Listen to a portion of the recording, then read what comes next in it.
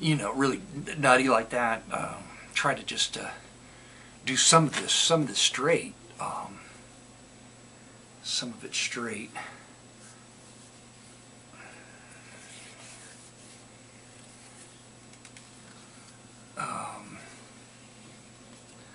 But even straight, you know, it's all cartoony.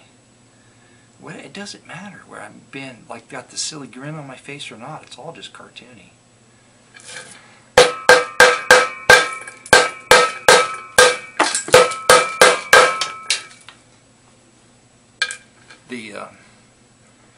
The little dog wasn't completely smashed, so I just finished smashing it. It's kind of becoming compulsive, I think. Everything I do becomes compulsive. I shouldn't probably smash stuff. And one reason why you shouldn't smash stuff is that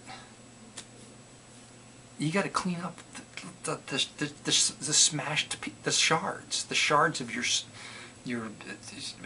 smashing, your episode of smashing. There's shards all over, and you got to clean them up. It's got to clean, and you know, it's like you got to wash dishes and do your laundry and change the sheets on your bed. And now I got to pick up all these shards from smashing stuff.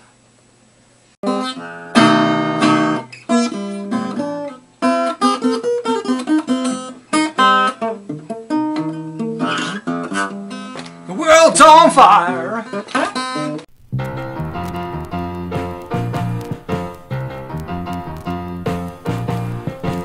There's gonna be a great, great day. All of my troubles will pass away. I read the book, and the book did say there's gonna be a great, great day. We're all gonna die. On my back, no more burdens. On my shoulders, no more care. In my heart, they're just singing, and the joy bells of heaven are ringing everywhere. The world's on fire. We're all gonna die. There's gonna be a great, great day. All of my troubles will pass away.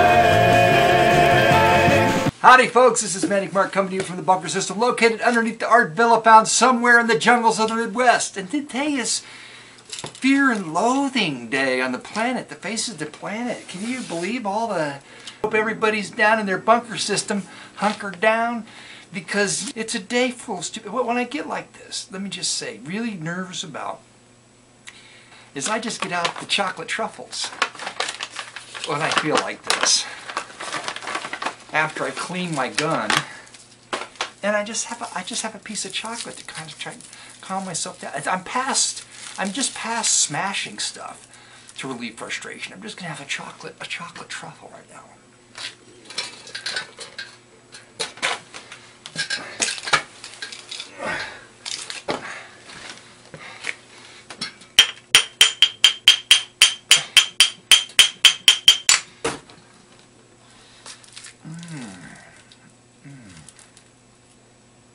I'm gonna rest beside the waters, fill my cup till it overflows. Oh, how sweet to see the sunshine. Have I suffered in this world? Nobody knows. There's gonna be a great, great day. All of my troubles will pass away. I read the book, and the book did say there's gonna be. Well, thanks for bearing with me. It just takes a while. You get that chocolate in your teeth, and you want to savor it. have to take a second out of your day just to savor it. And while you're savoring the chocolate, your blood pressure's going to go down. Now, we're moving on to the drawings for the day of the evil purple head shaking hands with Gaddafi. That's right. If you go online, type in Gaddafi, you can't, an evil purple head, you won't find it. But if you just go look at it and you'll see it. He's shaking his hand like a good, like, why would anybody do that? I don't understand it. I didn't mean to get into that. I just was going to talk about American Idol. An American Idol. Why? That's because one of my drawings is about American Idol. And I should say something like, I hate it. I hate American Idol. American Idol sucks. Who would watch that? Man, I kind of watched a little bit. You know, some years you just wonder, like, why did they give the one guy that was, I don't even want to, you know, and you notice this year nobody's made fun of the way anybody looks. Have you noticed that? Simon Cowell used to make fun of the way people look, and this year they haven't done that. It's been a lot nicer, I guess you could say. But that hasn't changed the contestants that are stupid. Now, at the beginning, the people come in and they're all pumped up and they think they have something to offer, and they get shot down and they get angry and they blow up and they say a lot of, they curse a lot. They just curse a lot. And you're thinking, well, they're just losers. It's kind of funny. Look at them curse. But last night, there was this hot, kind of like porn chick that was wearing the leather dress, and she like wore it too many times, like 3 or 4 times. I thought she really overdone it. But anyway, she comes on, she's wearing the dress. She's still, you know, like, yeah. But she comes up with the other girl, and they sit down, and they're like, yes, and this, and this, and this, and we like the little cute girl, and you, the 25-year-old porn chick, can go away. And she's like, well, you know, okay. So she walks out, instead of just saying, you know, well, yeah, I had my big chance. I got in front of all these people. I'm going to go on and do something with my life. She flips everybody off. Whoops, I gotta like blur that out. And maybe it was real. I just cut that part out where I flipped people off, because I don't want to be like that. And why should she, in front of, you know, the American public, do that? You think that she's go to how to get men to do your bidding? And I blacked out most of it because I didn't want to get in trouble. This is a good one. And back to this. I already mentioned this. The story of the 11-year-old who's having some issues. He's on drugs for ADD. I'm like strongly against that. Kids, kids are full of energy. Jesus Christ, find something else, another way for them to release their energy, and don't drug them into submission. I didn't even mean to smash this. I was just playing around, and the head fell right off. The head fell off, and I feel kind of bad about that, but here's the top of the head. The top of the head is not smashed yet. I'm just going to smash it now.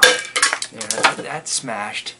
And I'm just going to intersperse things, because I noticed that, just a second, to be serious now, is that I notice when I start to complain about things, it's very unbecoming of me.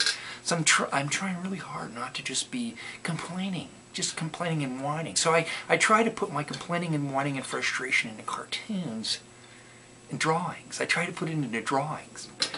So he's on drugs, and he's in a psychologist or psychiatrist or counselor or something, and they do an exercise. It's an exercise to work out your feelings, and he draws a drawing with a teacher. You know, and he's got a gun, and the world comes down on him. The cops come and they handcuff him and they take him away. I don't know what's happened to this kid.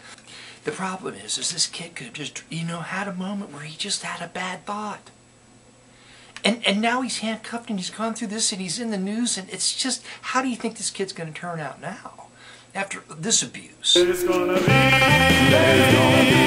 a great, great day.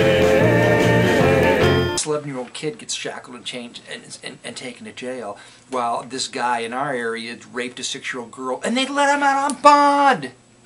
So I try to camouflage it in palatable, humorous drawings.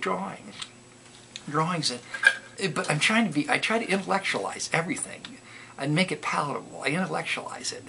That's what I do. I intellectualize it, and then people can consume it. They can consume the intellectualized thoughts that come out of my head much more readily and easily than they can the stuff that I try to make humorous that isn't humorous. It's frequently not humorous. Even though I think it should be humorous, it's not humorous. I don't know anything about humor. I just do what I do and it comes out. And sometimes it's funny because you string a bunch of words together and it's like you're making sense. And sometimes people actually believe it. But it's fictional. It's fictional on YouTube. Everything's fictional and it's like blended with the reality. It's like reality TV because it's not all. What is reality? It's insanity. Did I just say that? Did I say earlier this is an exercise in insanity because it's human nature that we're all insane? The longer I'm on the face of the planet, the more I realize that everything is insane. We are all, in fact, insane. Now, there are going to be a bunch of people that are going to disagree with that. But I suggest that what you are seeing when you watch TV, and you watch, like I watched a show on like energy, these whoop-de-doo energy deals people are coming up with, the cure energy woes, okay?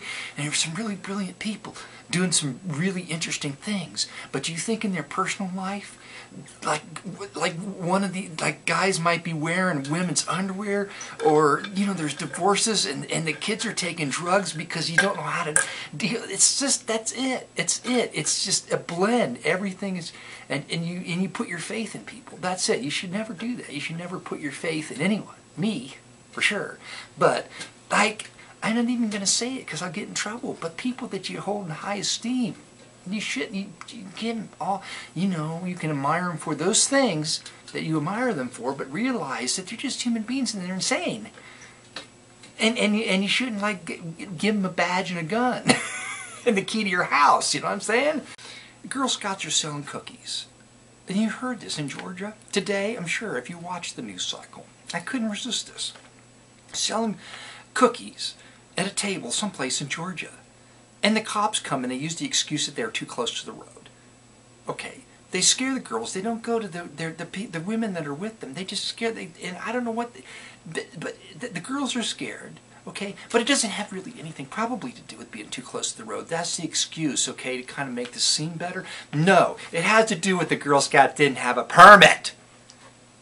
That's right, a permit to sell cookies. There's a problem with getting old. Is because you have all these references when you were growing up. And the last thing in the world you had to worry about was a cop coming by.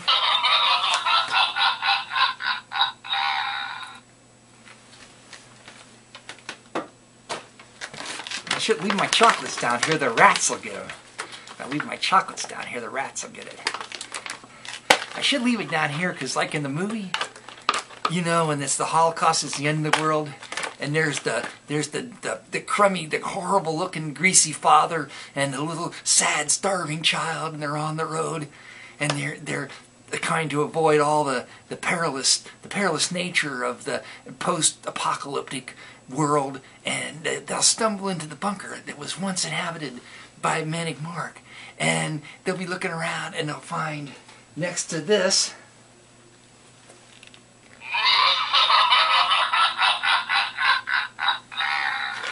a bag of scrumptious chocolate truffles that they can splurge themselves on in the post-apocalyptic world of post-apocalyptic horribleness. Bag of truffles. I'll leave them here for them as a little surprise. Truffles. Surprise. The social environment that we've created today, and let's just stop selling the damn cookies. All my troubles will pass away.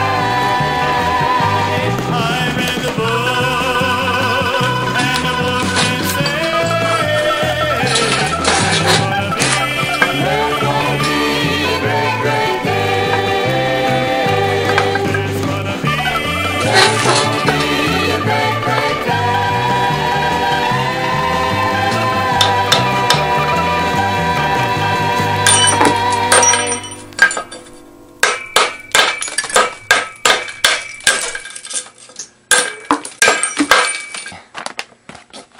that in the mail today I got this. I got a notice from the scooter store. It's to my name. Now, Why would they see? This is the thing, real thing about getting old is you start getting. I joined AARP, and buy a damn scooter. Don't need one yet. Leave me alone. Jesus Christ! You ever see the commercials with the what is it the daughter and her husband or son or something like, and her mother fell down, and it's like a bathtub commercial, and you gotta have a bathtub with railings or something like a seat in it, and her mother fell down, and now we're afraid that or she can't drive, or I don't remember, but that's not it at all. Where's the? I just need another truffle. I need another truffle because it's just the blood pressure's going back up again. That's it. I gotta go now.